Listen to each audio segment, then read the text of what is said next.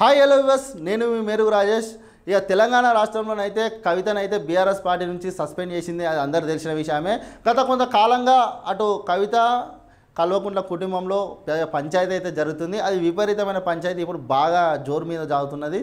అయితే నిన్నటి రోజు కవిత ఒక స్టేట్మెంట్ అయితే ఇచ్చింది. అది ఏందో ఒకసారి చూసే ప్రయత్నం చేద్దాము. కేసీఆర్ ఫోటో అవుటు,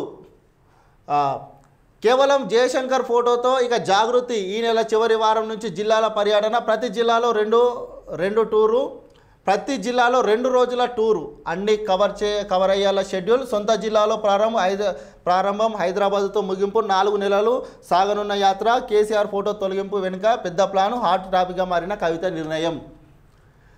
కవిత వ్యూహం ఏంటి?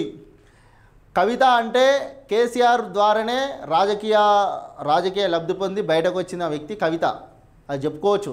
ఎందుకంటే కవితను రాజకీయాలు నేర్పించి గతంలో ఎంపీగా పోటీ చేయించి గెలిపించి మళ్ళీ నెక్స్ట్ ఎమ్మెల్సీగా తన తండ్రి అధికారంలో ఉన్నప్పుడు ఎమ్మెల్సీ పదవులు కట్టయిపోయింది కూడా తన తండ్రి. కాబట్టి కవితకు రాజకీయ గురువు ఎవరంటే కేసీఆరే, ముమ్మాటికి కేసీఆరే.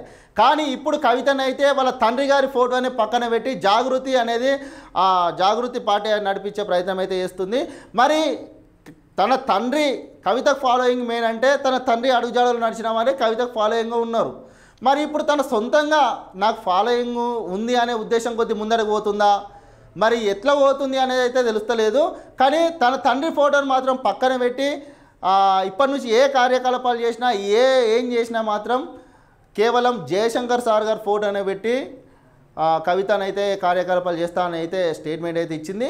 తను ఏదైతే యాత్ర తను ప్రారంభించబోయే నెక్స్ట్ వారంలో ఉన్నటువంటి యాత్ర ఉందో ఆ యాత్రకు పోస్టర్ కూడా, ఆ పోస్టర్లో కేసీఆర్ గారి ఫోటో వేయనట్టే తెలుస్తుంది. అంటే ఎందుకోసం వాళ్ళ తండ్రి గారిని పక్కన పెడుతుంది అంటే ఈ కొన్ని గొడవల వలన, లేకుంటే తన సొంత హైప్ కోసమా, మరి ఎందుకోసం పక్కన పెడుతుంది అనేది తెలియాల్సి ఉంది. రైట్. ఇక రానున్న రోజులలో అసలు కవిత తన సొంత కార్యకలాపాలు చేసుకుంటూ పోతుందా, మళ్ళీ తర్వాత తన తండ్రి గారి సహాయం ఏమైనా తీసుకుంటుందా చూడవలసి ఉంది.